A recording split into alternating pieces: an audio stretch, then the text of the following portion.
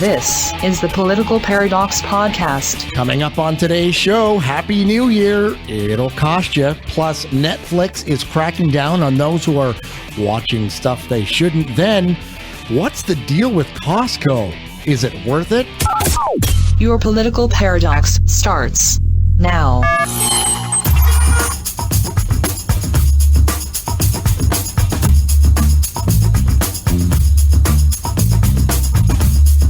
Man, it is cold.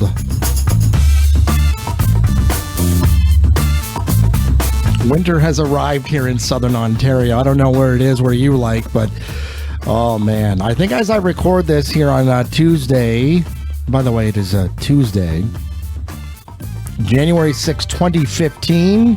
I think the temperature is like minus 10, minus 17 with the wind chill or something like that.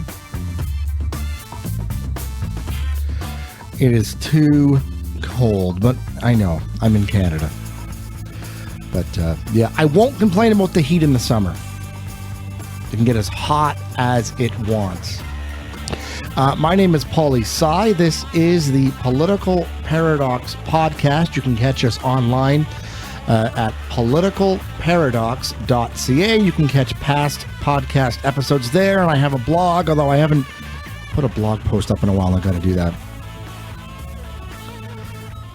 We got a busy show today. I wasn't sure if it would be because there's not a lot going on in the news right now, although yesterday Harper made a small cabinet shuffle, I guess if you want to call that. Julian Fantino is out as Veterans Affairs Minister.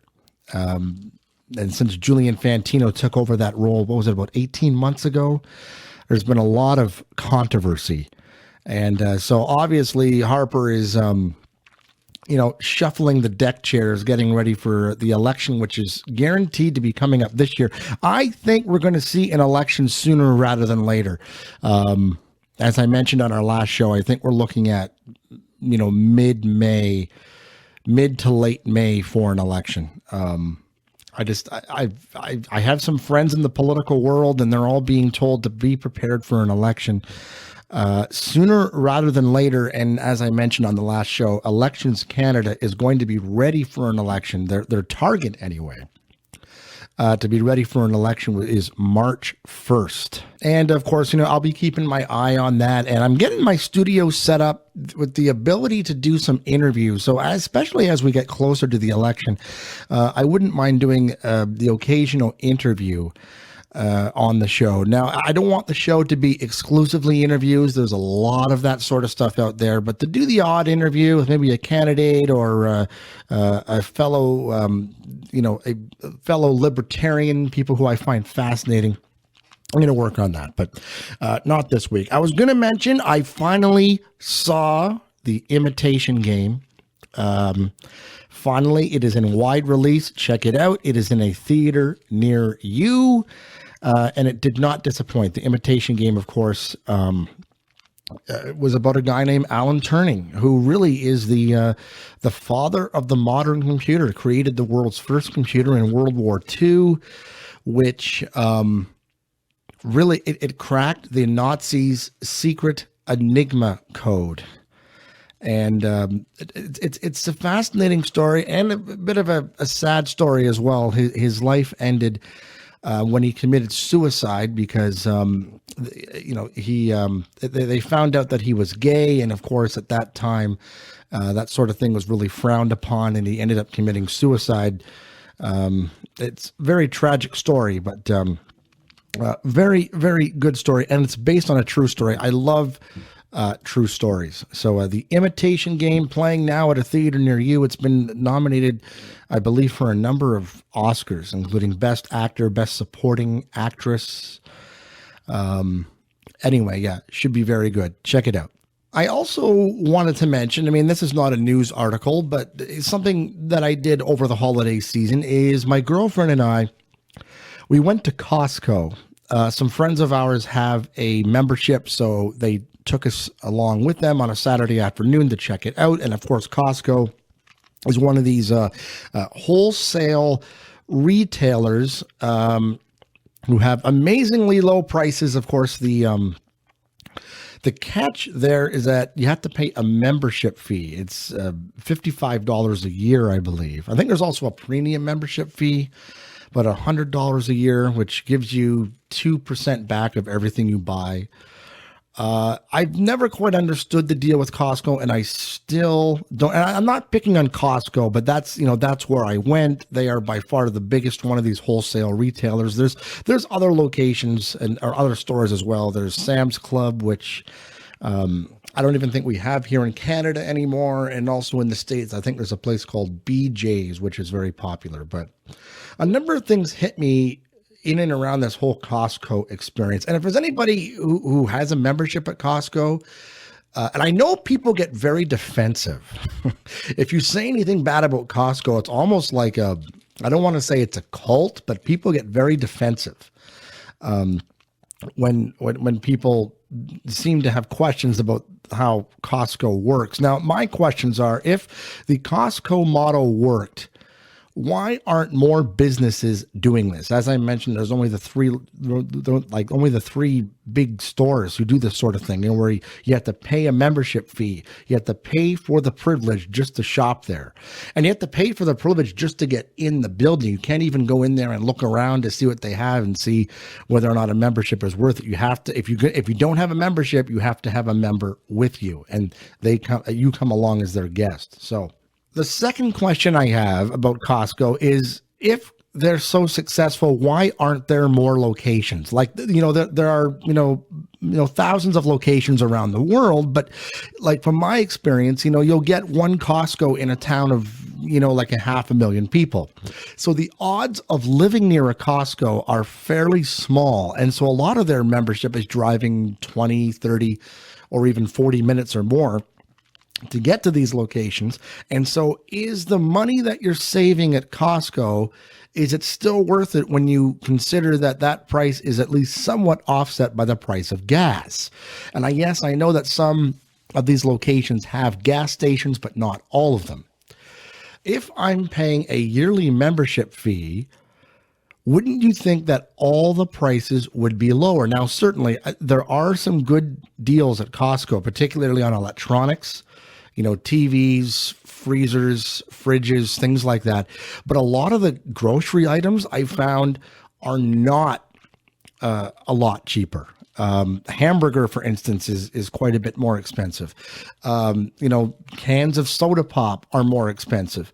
Laundry detergent was the same price, but if you pay that same price at your general grocery store, you get a bigger bottle. Which is another thing about Costco that I don't quite understand, is everything is jumbo.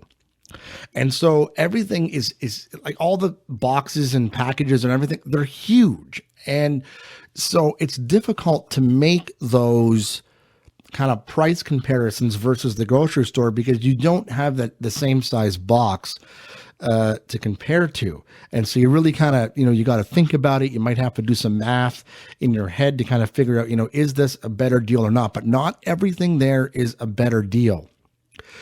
And then also the choice is very, very limited. Now, look, I'm a libertarian, okay? So I am in favor of the maximum amount of choice whenever possible. But Costco doesn't give you a lot of choice. You only have one size of a box of cereal to choose from, one size of laundry detergent. And I was doing some research. This is actually a strategy they have. They feel that if people have too much choice, they'll be overwhelmed and not end up buying anything. So by narrowing the down of the choices, they kind of make those decisions for you. And the whole concept, the whole store is designed for impulse purchases. That's why you always hear people say that they end up buying more than they should. But with these jumbo containers too, I mean, I bought some things while I was there. I bought some grapes, I bought some celery, those grapes are going to go bad in the fridge before I end up eating them. I've had a few of them so far, and they're good. The quality of the food is good, but I'm going to end up throwing half of them out. I just know it and so that's where I think some of them, it might not be such a good deal either, especially with grocery items. You end up throwing away a lot of the stuff because it ends up going bad before you have a chance to use it. Now, I suppose if you have a large family, 3-4 kids or so, then it probably is worth it because you're consuming a lot of food. But if it's just like, if you have a small or an average size family, I doubt that it's worth it, but I'm not a member. So, I mean, if there's any Costco members, is it worth it? I'd be curious to know. And here's the other thing too, with the $55 membership fee, it was busy.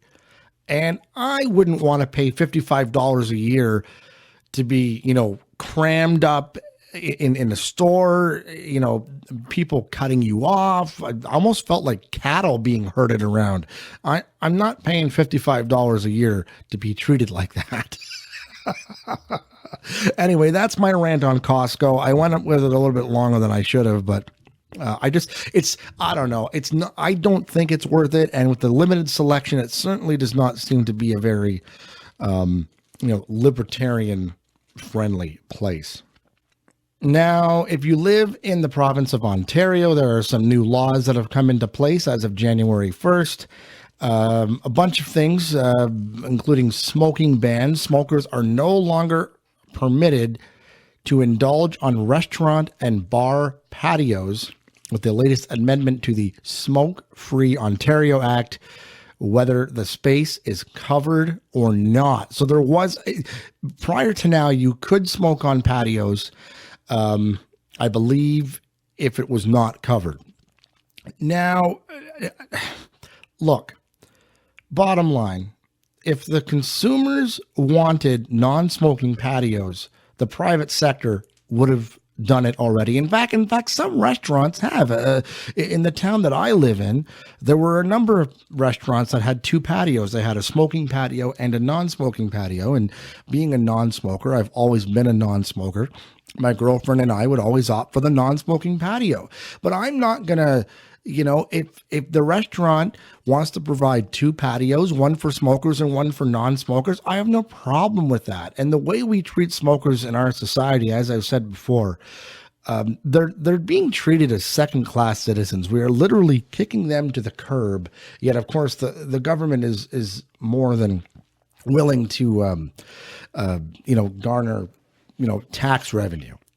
The smoking bans are also banned on playgrounds and publicly owned sports fields, including basketball courts, baseball diamonds, soccer fields, and ice rinks.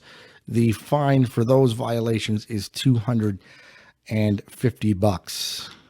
It is also now, as of January 1st, illegal to sell tobacco products on university and college campuses, including buildings owned or leased by schools and student unions. Anyone caught selling tobacco products on campus will be slapped with a $300 fine. Now, of course, just because you make a law doesn't mean that people are all of a sudden going to obey. That's kind of the whole point.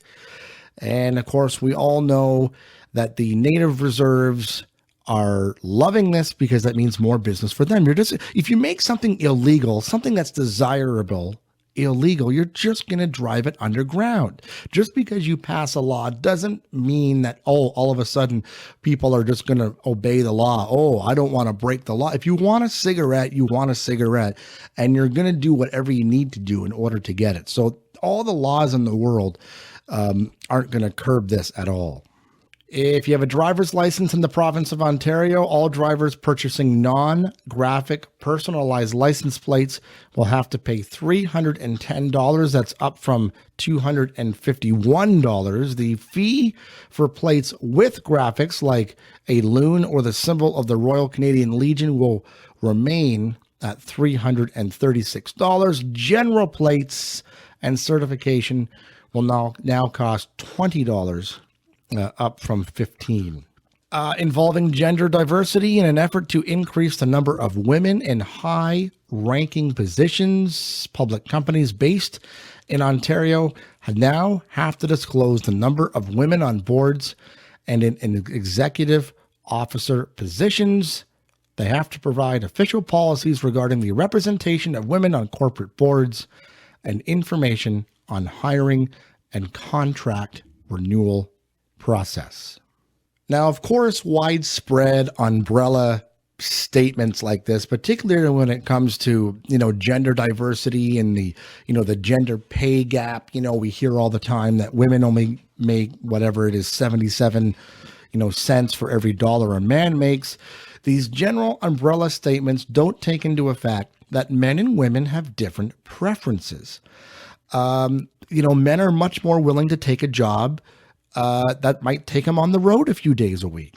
Men are much more willing to work overtime. Women care more about a work-life balance, and they're going to take jobs that allow them to do that. Now, there is a little bit of discrimination there, but all studies that have been done on this can only account for about 2% of discrimination when it comes to gender diversity or the gender pay gap.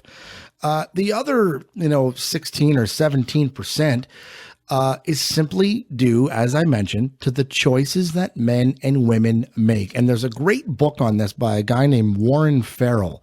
The book is called Why Men Earn More: The Startling Truth Behind the Pay Gap and What Women Can Do About It.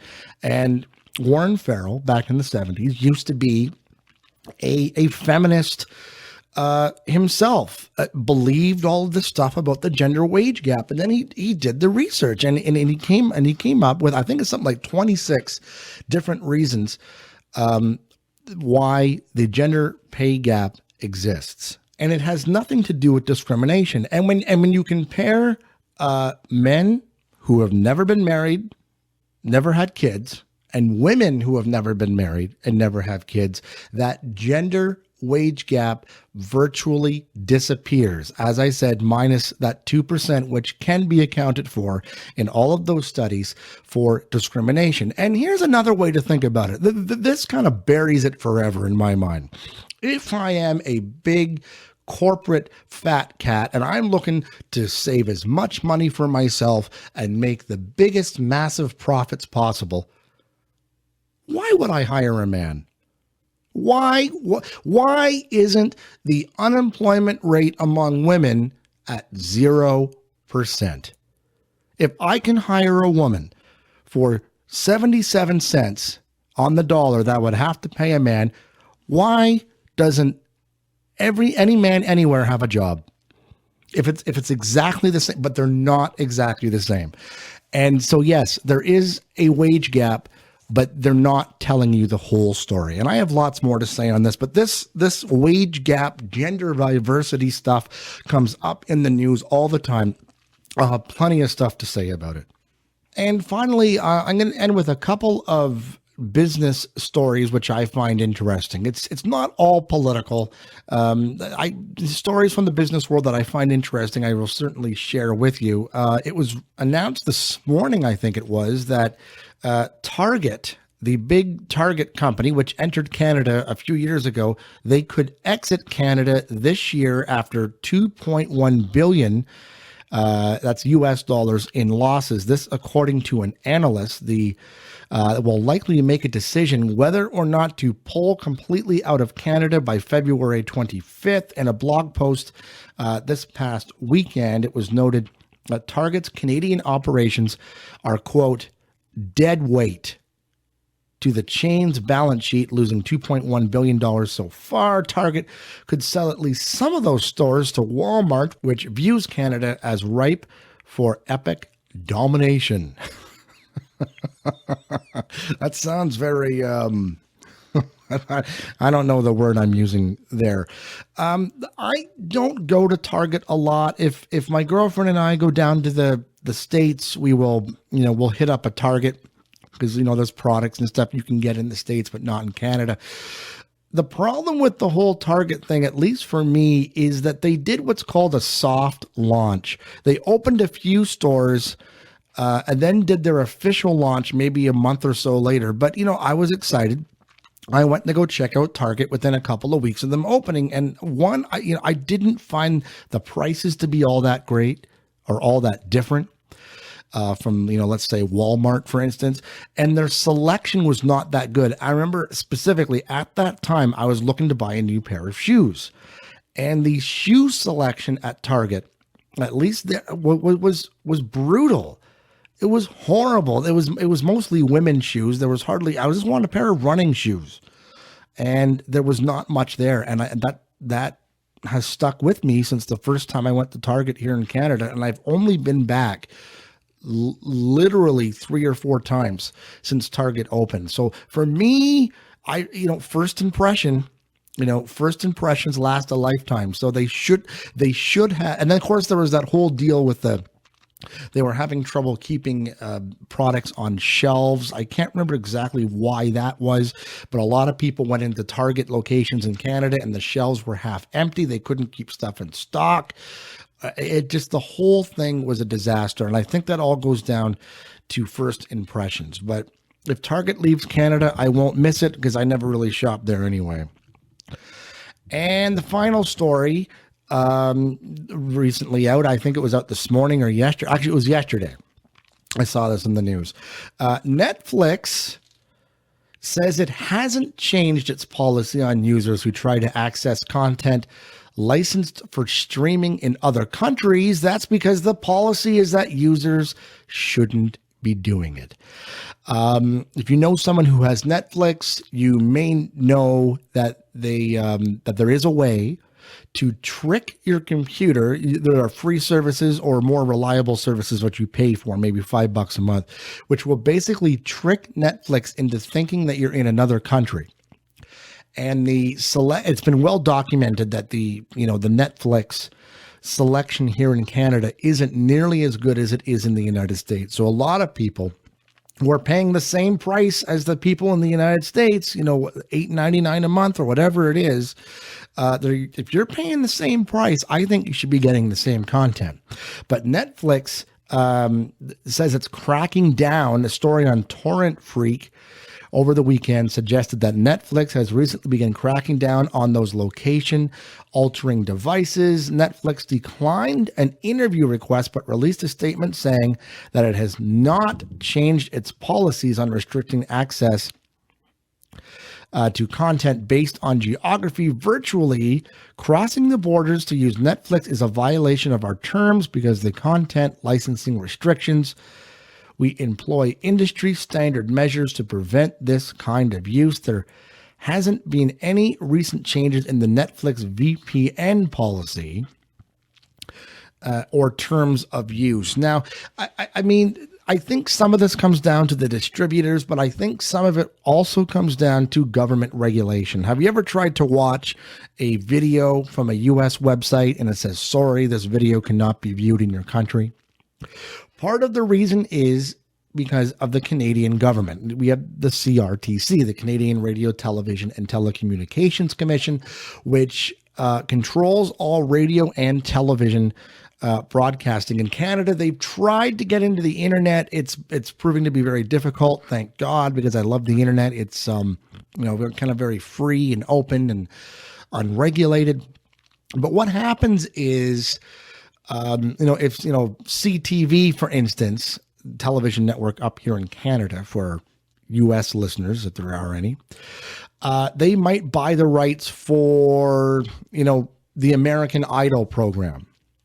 And so they own all the rights. So if there's going to be any American Idol content, you have to watch it through the CTV website. If you try to go to the Fox website to watch those same American Idol clips, you're going to get blocked. So CTV buys the broadcast rights. They buy all rights for any particular show that they choose to broadcast. And this is also the same reason why we can't see the Super Bowl commercials up here in Canada, because part of that same regulation states that if a Canadian channel is broadcasting a U.S. show, the cable companies must superimpose the Canadian signal over the American signal. So even though my digital cable box says that I'm watching Fox, I'm actually watching the Canadian version if they're broadcasting a show on Fox at the same time. So I think I mean, I asked somebody about it this morning, and they said it's not about government regulation, but I do know a lot about broadcasting, and I wouldn't be surprised if that has something to do with it. This whole geo-blocking thing that's going on. But anyway, it's estimated that 2 out of 3 Netflix users at least know how, if they wanted to bypass those rules. Well, that's the end of another edition of the Political Paradox podcast. It's kind of a long episode today. My goal is to keep these shows between 20 and 30 minutes. Anyway, we'll be back next Tuesday. If you want to check us out online, feel free to do so at politicalparadox.ca. I think next week, maybe the news cycle will pick up, but I want to do a libertarianism 101 show, because I'm sure if you've been listening to these shows over the last couple of weeks, I say things and you might think, what is he talking about? Of course, government, regulation on big corporations is okay. What is he talking about? I'm going to try and elaborate on some of those basic points, common misconceptions with libertarianism, that sort of thing. So we'll talk to you next Tuesday. Have a good week. And I forgot my quote from Harry Brown again. I'm going to ad-lib it off the top of my head. I think it's whatever the idea, let government offer 100 solutions. No, that's not right.